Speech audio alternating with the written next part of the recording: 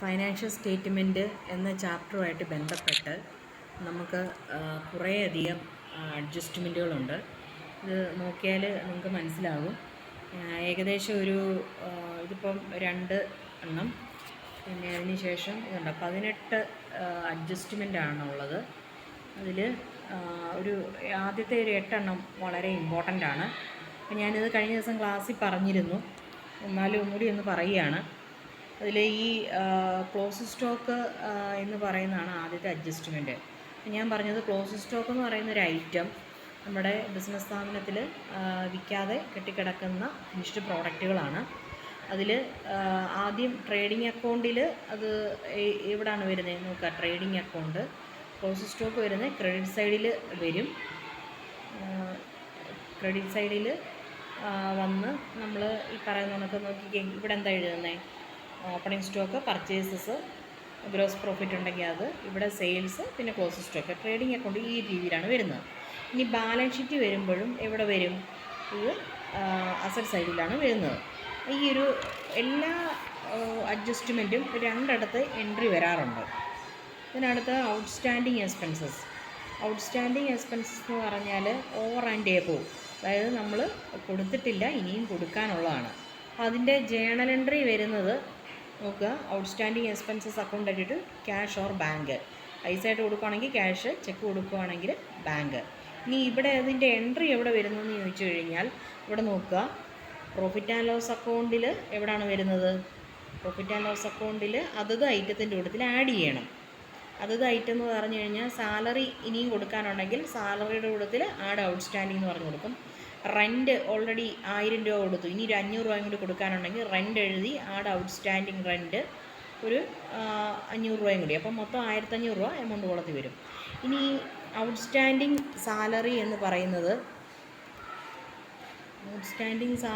പറയുന്നത് എന്താണ്? ഒരു ലയബിലിറ്റിയാണ്. അപ്പോൾ ഈ ലയബിലിറ്റി നമ്മൾ എന്താണ് ചെയ്യുന്നത്? കൊടുക്കാനുള്ളതാണ്. ബാധ്യതയായതുകൊണ്ട് ബാലൻസ് ഷീറ്റിൻ്റെ ലയബിലിറ്റി സൈഡിൽ എഴുതും. അതിനടുത്ത് 3ാമത്തെ അഡ്ജസ്റ്റ്മെൻറ്റാണ് പ്രീപെയ്ഡ് എക്സ്പെൻസസ്.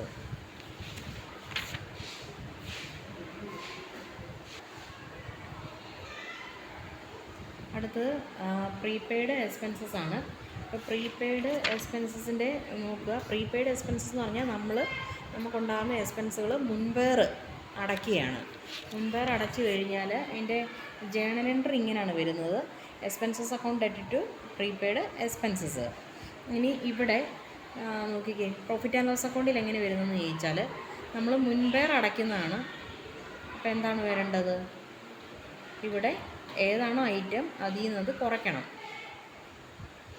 അപ്പം പ്രീപെയ്ഡ് എക്സ്പെൻസ് നോക്കുക. നമ്മൾ ഒരു വർഷത്തെ അക്കൗണ്ട് വരയ്ക്കുമ്പോൾ ആ വർഷത്തെ മാത്രം കണക്കുകൾ കാണിച്ചാൽ മതി. അപ്പോൾ ഇവിടെ ഇപ്പോൾ ഇൻഷുറൻസിൻ്റെ തുക നോക്കുക. ഇവിടെ 2000 രൂപയുണ്ട്. അതിൽ 1000 രൂപ പ്രീപെയ്ഡാണ്, തൊട്ടടുത്ത വർഷത്തെയാണത്. അത് ഈ വർഷത്തെ കണക്കിൽ കാണിക്കേണ്ടാത്തതുകൊണ്ട് 2000-ൽ നിന്ന് 1000 കുറച്ചിട്ടുള്ള 1000 എമൗണ്ട് ഔട്ടർ എമൗണ്ട് കോളത്തിൽ എഴുതിയാൽ മതി. ഇനി ഇത് ബാലൻസ് ഷീറ്റ് വരുമ്പം അസറ്റ് സൈഡിൽ വരും.